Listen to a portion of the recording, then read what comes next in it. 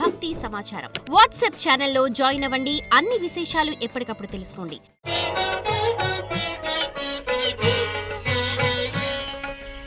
సాంద్ర సింధువేదమైనటువంటి కాలజ్ఞానం ప్రామాణికగా జగద్గురు వీరబ్రహ్మేంద్ర స్వామి వారి యొక్క ఉపాసన ఫలితంగా ప్రాచీన సంఖ్య మరియు గవ్యశాస్త్రాన్ని సమీకృతం చేసుకుంటూ ఒక ముఖ్యమైనటువంటి నేత యొక్క జాతకాన్ని ప్రతి కార్యక్రమంలో మనం విశ్లేషణ చేస్తున్నాం. ఈరోజు కార్యక్రమంలో ఆంధ్రప్రదేశ్ మాజీ ముఖ్యమంత్రి వర్యులైనటువంటి శ్రీ వైఎస్ జగన్మోహన్ రెడ్డి గారి మీద కొన్ని అవినీతి ఆరోపణలు, కొన్ని విమర్శలు వస్తున్నటువంటి నేపథ్యంలో వారే కాకుండా వారి ప్రభుత్వం నడుస్తున్నటువంటి సందర్భంలో ప్రధాన సలహాదారుగా పిలువబడేటువంటి వాళ్ళు లేదా ప్రధానమైనటువంటి కీలకమైనటువంటి నేతల మీద కూడా కొన్ని ఆరోపణలు వస్తున్నాయి. వారిలోని ప్రధాన సలహాదారులైనటువంటి సజ్జల రామకృష్ణారెడ్డి గారు, వైవి సుబ్బారెడ్డి గారు, విజయసాయిరెడ్డి గారు తదితరుల యొక్క పేర్లు కూడా మనం బహిరంగంగా వింటూ ఉన్నాం. సమీపమైన భవిష్యత్తులో వైఎస్ జగన్మోహన్ రెడ్డి గారికి సంబంధించినటువంటి ఈ అవినీతి ఆరోపణలు అవ్వచ్చు, ఈ కేసుల విషయంలో ఆనాటి ప్రభుత్వంలో ఉన్నటువంటి ఇలాంటి పెద్దల పేర్లు కూడా చేరతాయా, లేదా ఏవైనా సరే చట్టపరమైన న్యాయపరమైనటువంటి అంశాల్లో వీళ్ళు ఏదైనా ఇబ్బందిని ఎదుర్కొంటారా అన్నటువంటి విషయాన్ని గురించి ఇప్పుడు మనం తెలుసుకునే ప్రయత్నం చేద్దాం. ప్రశ్నాశాస్త్రాన్ని అనుసరించి గవ ప్రశ్న వేసే ప్రతి సందర్భంలో ముందుగానే నేను చెప్తూ ఉంటాను, రాహు సంఖ్య అయినటువంటి 4 కానీ కేతు సంఖ్య అయినటువంటి 7 కానీ రాకూడదు.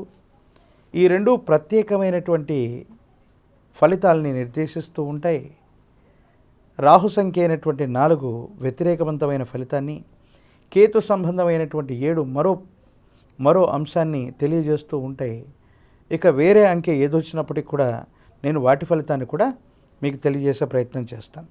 మాన్యశ్రీ మాజీ ముఖ్యమంత్రి వర్యులు శ్రీ వైఎస్ జగన్మోహన్ రెడ్డి గారి యొక్క నేతృత్వంలో ఉన్న ప్రధాన సలహాదారులు లేదా వైఎస్ఆర్ కాంగ్రెస్ పార్టీకి సంబంధించిన ప్రముఖ నేతలైనటువంటి సజ్జల రామకృష్ణారెడ్డి గారు, వైవి సుబ్బారెడ్డి గారు, విజయసాయిరెడ్డి గారు తదితర ప్రముఖులు కూడా ఈ చట్టపరమైనటువంటి అంశాలకు సంబంధించిన విషయంలో వీరి పేరు కూడా వెళ్ళే అవకాశం ఉందా, అవినీతి ఆరోపణలు ఏవైనా ఎదుర్కొంటారా, తత్కారణంగా ఏవైనా ఇబ్బందులు ఉండబోతున్నాయి అన్నటువంటిది ప్రశ్న, ఏం జరగబోతుంది అనుకున్నటువంటి అంశాన్ని గురించి మనం తెలుసుకున్నాం.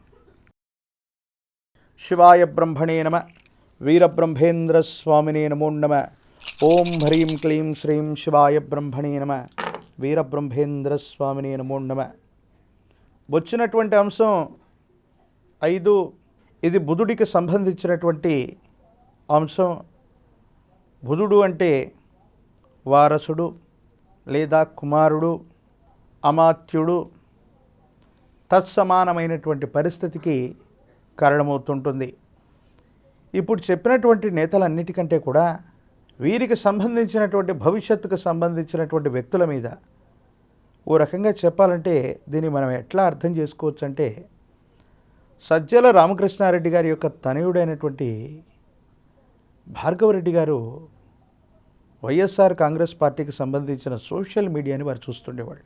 వీరి ముగ్గురి మీద ఆరోపణలు వచ్చినా రాకపోయినా చట్టపరమైన న్యాయపరమైనటువంటి అంశాలకు సంబంధించి కుమారుడు లేదా భవిష్యత్తుకు సంబంధించిన ఇలాంటి వ్యక్తుల యొక్క పేర్లు అందులో పెడతాయంటే సజ్జల రామకృష్ణారెడ్డి గారి యొక్క తనయుడైనటువంటి భార్గవ్ గారి యొక్క పేరు అవ్వచ్చు, లేదా ఇలాంటి నేతలకు సంబంధించినటువంటి తనయులు, వారి కుటుంబ సభ్యులు, వైఎస్ఆర్ కాంగ్రెస్ పార్టీలో అధికారయుక్తమైనటువంటి పదవుల్లో ఉన్నటువంటి కొంతమంది ముఖ్య నేతలు, వారి యొక్క తనయులు లేదా కుటుంబ సభ్యుల యొక్క పేర్లు చట్టపరమైనటువంటి వ్యవస్థలోకి వెళ్ళేటువంటి అవకాశం ఉంది. ప్రత్యేకించి ఇదే బుధుడు కుమార స్వరూపంగా, పుత్రుడిగా, అమాత్యుడిగా, వారసత్వ సంబంధమైనటువంటి పరిస్థితిగా, సహోదర వర్గంగా కూడా చెప్తూ ఉంటాం.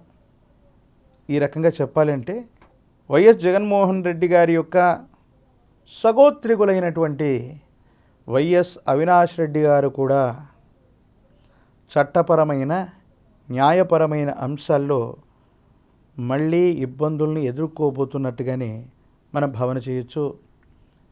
మాన్యశ్రీ మాజీ ముఖ్యమంత్రి వర్యులైనటువంటి వైఎస్ రాజశేఖర రెడ్డి గారి యొక్క సోదరులు మాజీ మంత్రివర్యులు వైఎస్ వివేకానందరెడ్డి గారు జగన్మోహన్ రెడ్డి గారికి స్వయాన చిన్నాన, వీరికి సంబంధించినటువంటి మరణం ఒక మిస్టరీగా మారింది. ప్రత్యేకించి అది హత్యనా సాధారణ మరణమా అంటే సిబిఐ ఇతరులు అందరూ కూడా పోలీస్ వ్యవస్థలన్నీ కూడా నిర్ధారణ చేసింది ఇది ముమ్మాటికి హత్య.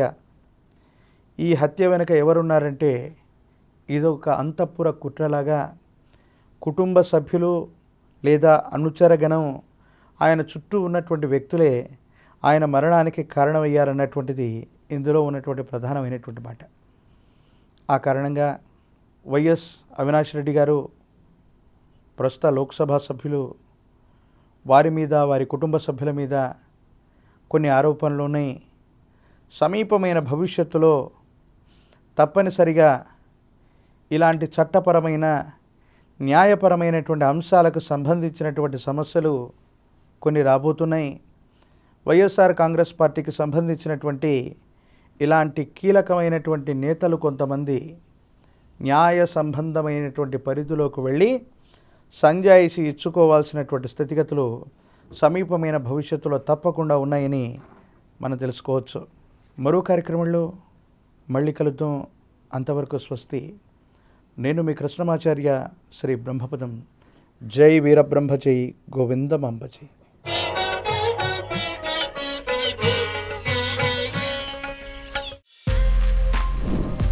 For more videos like this, subscribe Big TV channel.